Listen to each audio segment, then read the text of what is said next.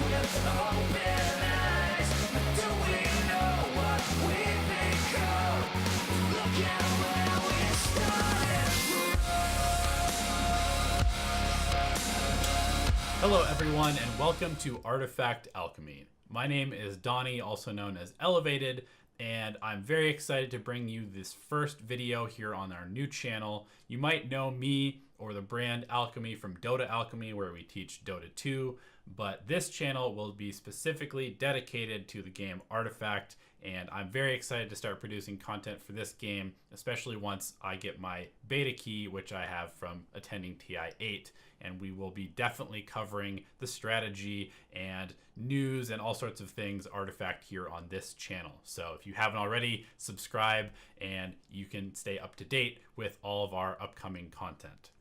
This video is going to be the 5 things that we've learned from the Artifact demo so far. So I watched the IGN specifically gameplay a couple of times. Shout out to IGN for putting that up on their channel.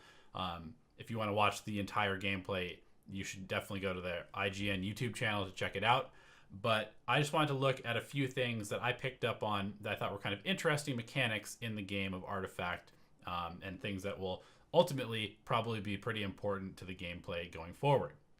So the first thing that I wanted to mention, and you probably have picked this up if you watched any of the Artifact content so far, but proximity of the cards on the lane, on the board that they're in, is really, really important. So I believe the term that is being used in the game specifically is called neighbors. So if your card is placed down, then the 2 cards that are next to it are considered neighbors. So you can have neighboring effects that are good for your heroes. For example, Lycan gives neighbors next to him a bonus attack, or Zeus, for example, will attack the enemy units that are neighbors, so the ones that are to the diagonal left and right of where the Zeus is played. And also, additionally, there is a sort of attack direction arrow that will come out if a card is placed in lane and there's nothing across from it.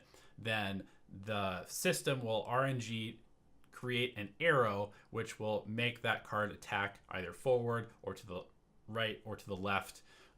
So neighboring cards are also important there.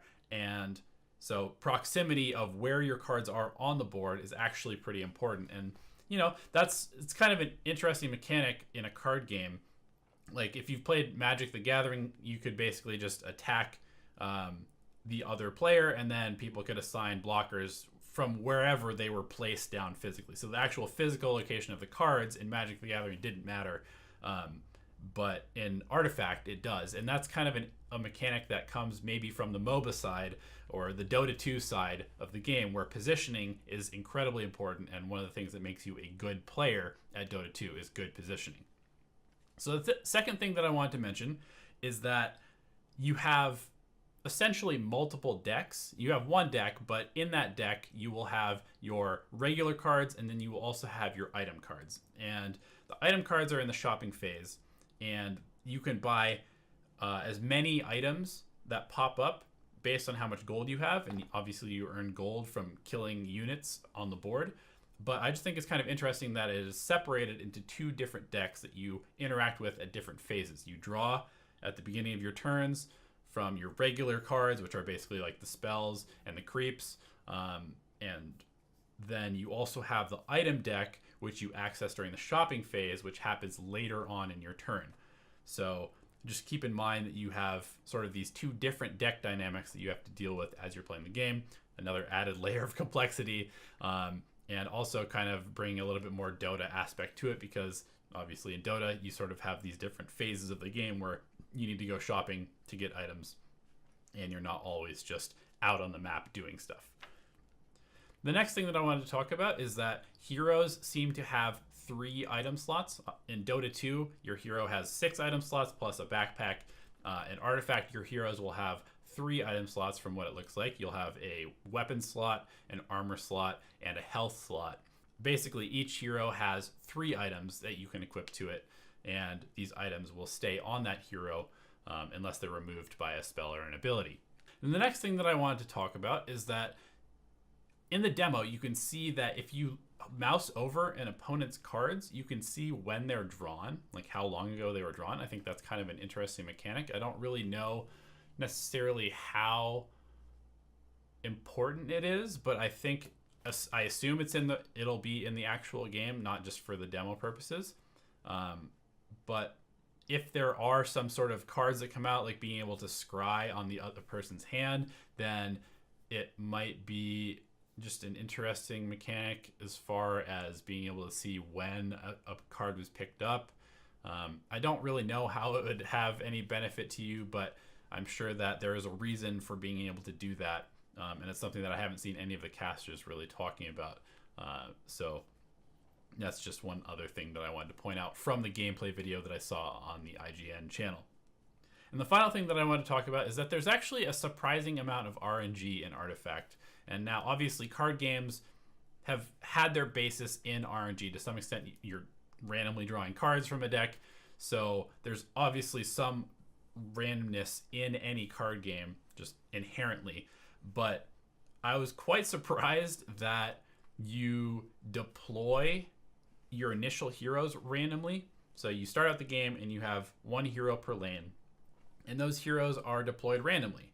So that, to me, is something that's kind of bizarre, just because in Dota, it's very important who you lane against. And so those matchups are actually a huge part of winning the game, is deciding who you are going to lane against with a particular hero. And there's even a whole lot of lane switching that goes on in Dota, just because you want to optimize the matchups that you have.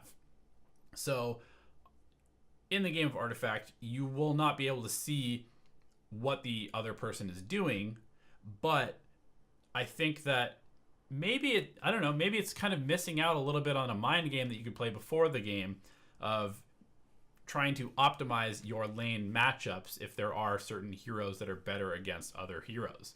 So I'm just kind of curious why they decided to do that, of having the random deployment of heroes at the beginning, and then every hero that you deploy after that, whether it's a new hero becoming available to you or one that died and is now respawning, you can put wherever you want.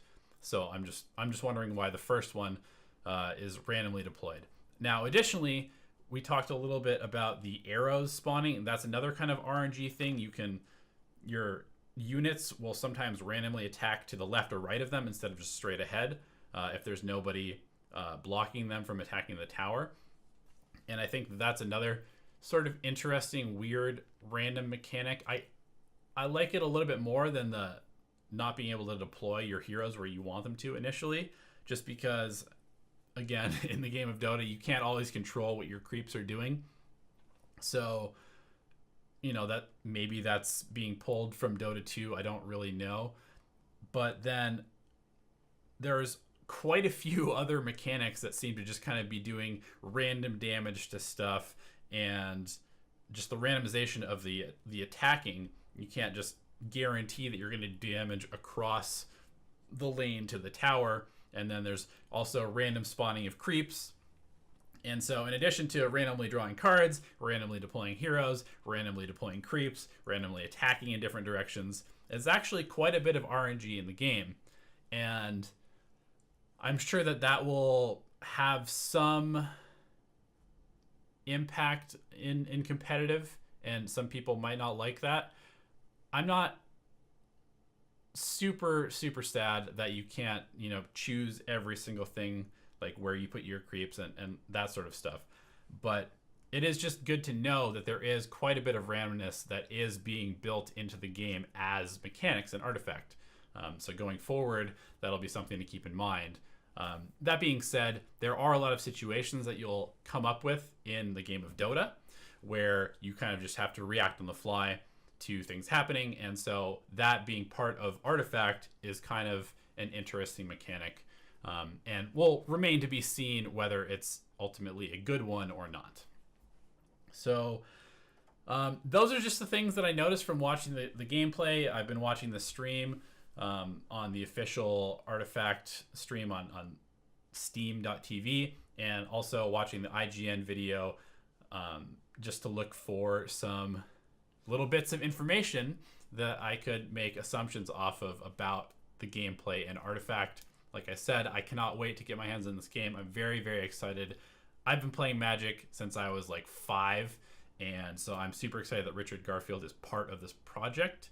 And I obviously have been playing Dota for, 10 or 15 years now. So the two of my best and biggest hobbies are being combined into one game. So I'm really excited to make content and play this game.